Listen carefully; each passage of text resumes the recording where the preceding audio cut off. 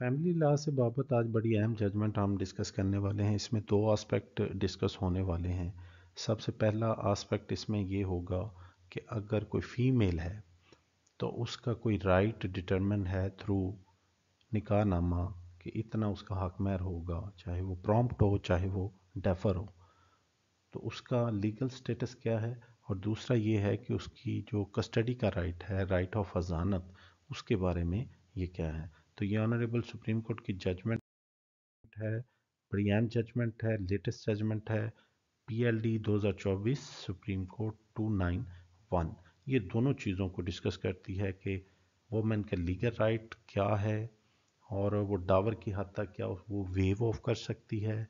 अगर लिखा है तो अगर कोई एग्रीमेंट भी हो गया है तो ये सारी चीज़ें इस वीडियो में आपको मिलेंगी। तो एंड तक इस वीडियो को देखें। इसको ओवरव्यू लेते हैं कि जजमेंट में पार्टीज़ हैं Haseena Bibi versus Abdul Haleem. Honourable Supreme Court ने इसका डिसीजन किया और their lordship mister justice Munib Akhtar, justice Shahid Waheed और जस्टिस मुसर्रत हिलाली इस जजमेंट के जजेस हैं। और इसमें जो तीन इश्यूज जैसे कि हमने आपको बताया कि डिस्कस हुए हैं, राइट टू डावर, हकमैर, कस्टडी ऑफ माइनर चिल्ड्रन, हिजानत के बारे में डिस्कशन हुई, legally legality of waiver through agreements, इकरारनामा, इसमें कि अगर कोई एग्रीमेंट के ज़रिए भी अपना राइट वेव ऑफ कर दे तो उसका क्या स्टेटस होगा।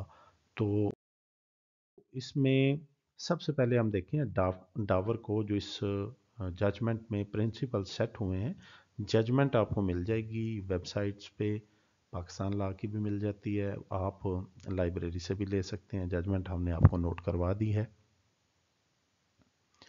इस जजमेंट में देयर लॉर्डशिप्स ने कुरान मजीद की आयत सूरह निसा की उसका भी हवाला दिया और कहा कि उसी की बेसिस पे, उसी प्रिंसिपल को लेकर के section 5 resolution of Muslim marriage act 1939 में ये लिख दिया गया कि nothing shall affect a women's right to dower upon desolation of marriage.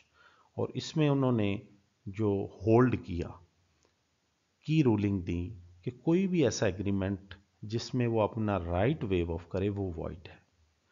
अगर कुछ कह दिया जाता है, एस्टोपल को हम एक्सप्लेन करते हैं कि अगर कोई स्टेटमेंट दे देता है कि मैं अपनी स्टेटमेंट देता हूँ किसी भी राइट की बाबत, तो वो उससे मुकर नहीं सकता।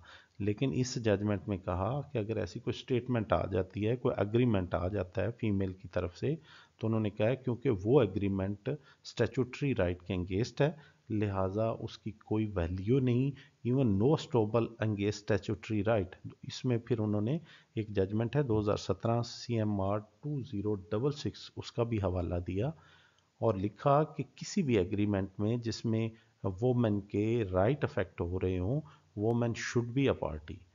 और इसके बाद जो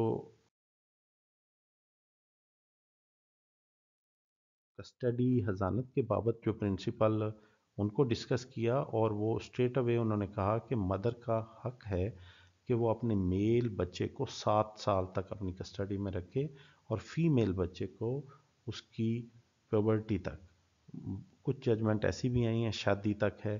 तो मेल चाइल्ड की 7 साल से अबव भी कुछ जगह पे वो जजमेंट ऑनरेबल सुप्रीम कोर्ट की मौजूद हैं। लेकिन फ़िलहाल हम इस जजमेंट में जो प्रिंसिपल सेटल हुए हैं उनको आपके सामने रख रहे हैं। और ये लिखा है इस जजमेंट में कैटेगोरिकली कि कोई भी एग्रीमेंट जिसमें कस्टडी के राइट्स को डिनाई किया गया हो अनफोर्सेबल है, वो इन्फोर्सेबल नहीं है, अनइन्फोर्सेबल है। तो इसमें कुछ जजमेंट्स का भी हवाला दिया, आपकी स्क्रीन पर चल रही हैं।